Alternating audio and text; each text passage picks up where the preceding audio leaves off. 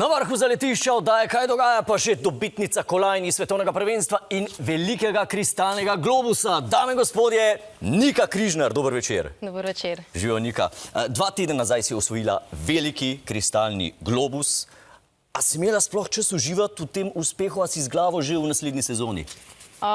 Ja, v bistvu, kakor tok, no. V bistvu malo sem se vzela čas za družino bolj, za fanta.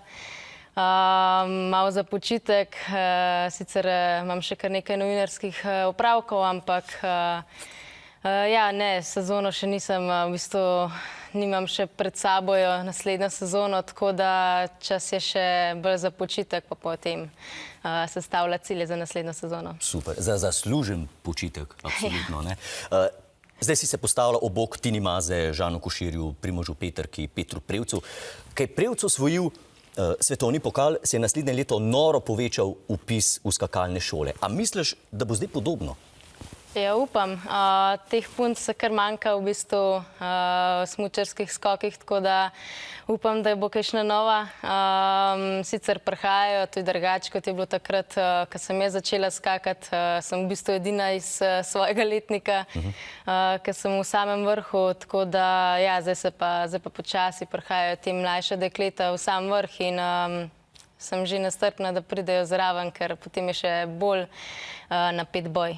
No, vsa ta mlada dekleta imajo zdaj, ste jim vzornice, ne, vi, ki ste šampionke, zdaj vi jih niste imeli, ne, tih vzornic. A misliš, da bo to kaj spremenilo skakalni šport pri nas? Kaj pa vem, upam, da. Upam, da itak, jaz sem sama kot majhna sem imela nekaj vzornikov. Koga? Recimo, Gregor Schnirrentzauer mi je bil v začetku iz mladosti moj pač vzornik. Imela sem ga čez celo sobo, polno plakatov, v glavnem. Tako da ja, zdaj se pa to začelo malo spreminjati in imam zdaj druge vzornike. Recimo, sedaj imam Petra Prevca, pri puncah Saro Takanaši. Je pa ja, veliko teh mladih punc, ki so v bistvu prišle do mene, pa so rekli, ti si pa moja vzornica in pa se ti kar malo fajn zdi v bistvu se slikaš zraven in ja, da best občutki. Dober občutek, ne? Ja. Vlada. Slišal sem pa, da si želiš postati tudi slaščičarka. Zdaj, kako gre to skupaj s športom, v katerem je potrebno paziti na težo? To sploh ni problem. Dober, ja, pri skokih je itak treba paziti na samo kilažo. Pri meni se je to poznalo čez to sezono. Pač shujšala sem iz lanske sezone recimo za 5 kilogramov in ja, mogoče se ne sliši tako veliko, ampak za nas skakalce se to ful sliši. Verjamem. In ja, in se pozna, čez celo sezono boljš funkcioniraš, lepš tehnično skačeš tudi in lažje popravljaš sam skok. Ja, in slaščičarstvo, to sploh ni problem v bistvu. Za koga pa pol pečeš, recimo? Kadar je kakšen rojsten dan za bližne domače. Za trenerja? Ja, v bistvu, recimo, trener sploh nikoli ne reče, da to je pač problem ali pa da ne neham s tem se ukvarjati.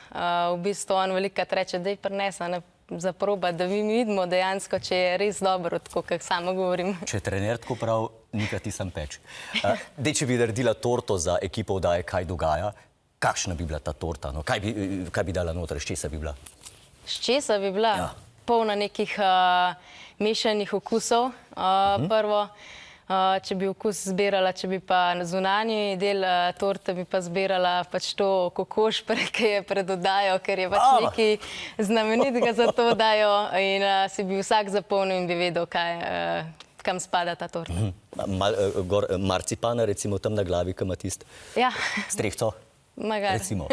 Jaz pa marcipan zelo rad, zato ne. Ja, okej, zdaj vem. No, tako, to si zapomni. A te kličejo letalnice v Planici, v Vikersundu, v Kulmu?